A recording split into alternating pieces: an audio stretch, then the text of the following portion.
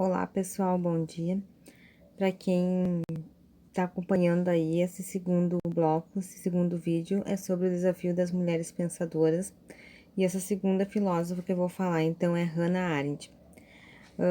Hannah Arendt, então, a filósofa aí do século XX, que foi uma alemã, né, judaica, que aí considerou seu pensamento voltado ao totalitarismo, utilizando os aspectos da filosofia política. Ela escreveu e alguns outros livros além desses.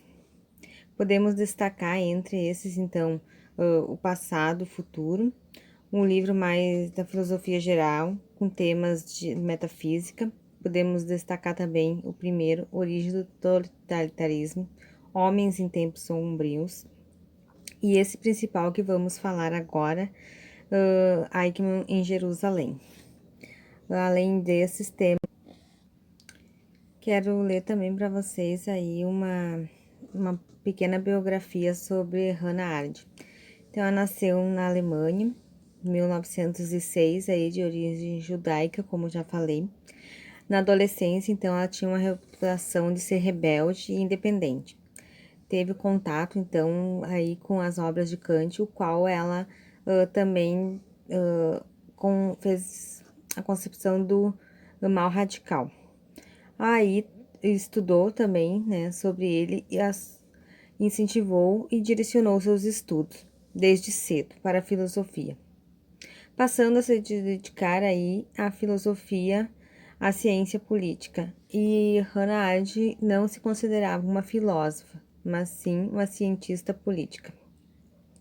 Abandonou a escola e preparou-se sozinha para o ingresso na faculdade.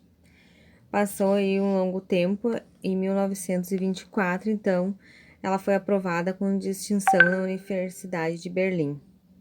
Aí, devido aos acontecimentos do tempo, então, o nazismo levou Hannah Arendt a emigrar para Paris, onde conheceu grandes intelectuais, publicou várias obras e, brevemente, assim, em 4 de dezembro de 1975, ela faleceu, aonde, então, ela já estava morando nos Estados Unidos.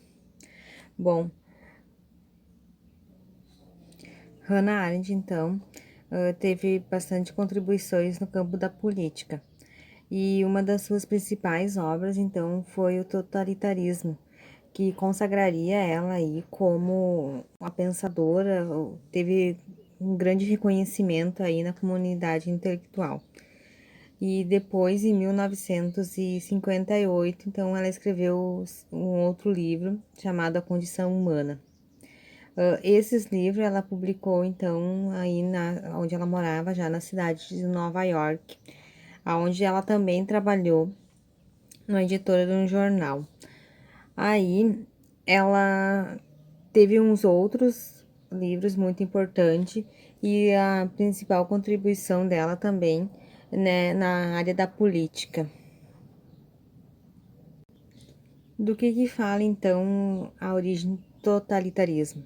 Publicado aí em 1951, tem uma nomenclatura assim, é um sistema político, o qual o Estado, normalmente, né, tem o controle de uma única pessoa, político, facção ou classe, não conhece os limites da sua autoridade e não deixa que os cidadãos participem das decisões do Estado. Hannah Arendt também foi perseguida por causa do totalitarismo nazista e recusa, né, ao sistema com veemência. É incansável, né, na busca de inimigos a serem destruídos, minorias a serem liquidadas. Características, né, dominação e terror, são essas as características do totalitarismo, do sistema totalitarismo, dessa prática de política de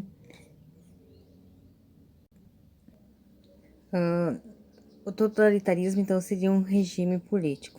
Esse regime, então, surgiu aí na Europa no século XX. Esses regimes, então, como falei, tem por característica o controle total da vida pública e da vida privada. E se mantém, assim, nos países que adotam o totalitarismo, eleger líderes totalitários, que centralizam nas diversas figuras de poder de atuação do Estado em si mesmo, além de investir fortemente numa maneira de eleger inimigos em potencial, visar esses, e tornar mais justificativa interna para esse totalitarismo que funcione. Um exemplo, assim, do totalitarismo que aconteceu na Europa, então, o nazismo de Hitler, o fascismo de Mussolini e o stalinismo na União Soviética, entre outros aí que também teve.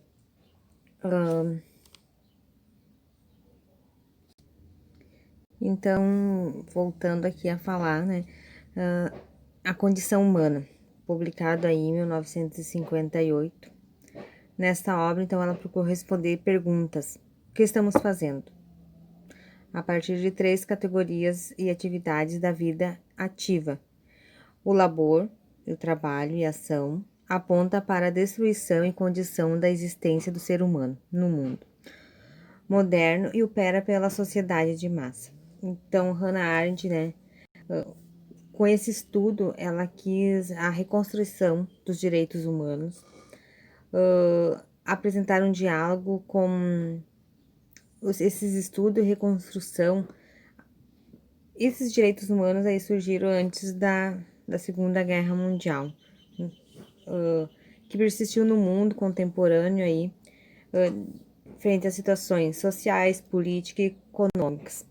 Contribuíram então aí para tornar os homens, o supérfluo, em seu lugar na sociedade, visando aí discernir o melhor tipo de ação e engajamento para apresentar a existência da política.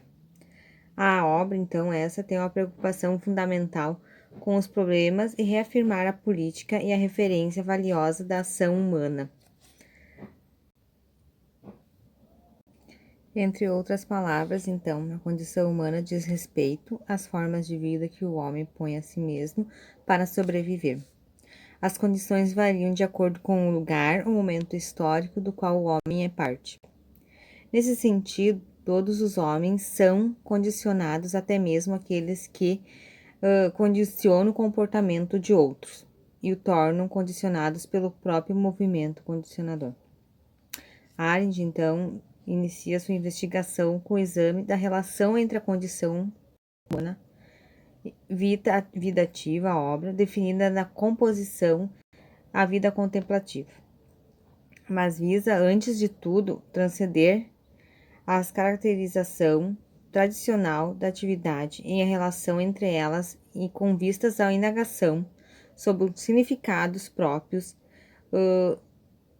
da atividade e transformação do caráter na era moderna. Ética fala também sobre lançamento de satélites, né, no prólogo dessa obra. Inverte também conceitos de Platão. Outro texto que eu trouxe aqui, que tem a ver com a atualidade e não podia deixar de passar, é um texto, uma obra dela, escrita aí nos anos 50, A Crise da Educação. É lá de trás, mas é tão atual e tão importante. Uma das obras mais importantes, então, tem uma visão bastante crítica do tipo de educação considerada moderna naquela época e que hoje ainda é questionada. Também hoje, né, ela também questiona e aprofunda alguns dos conceitos pedagógicos mais difundidos desde os fins do século XIX. Uma frase, então, né, tirada de lá. A função da escola é ensinar as crianças como o mundo, não instruí-las na arte de viver.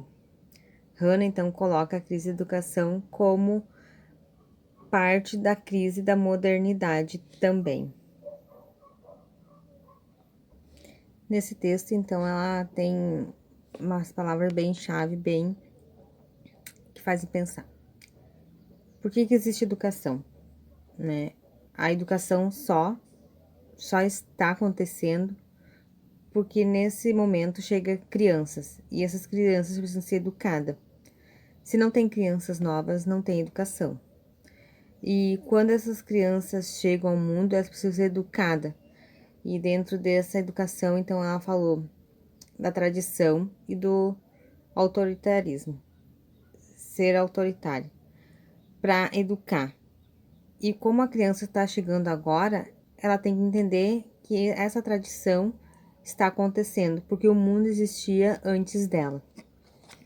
E ela também fala sobre a importância da família e do professor na educação.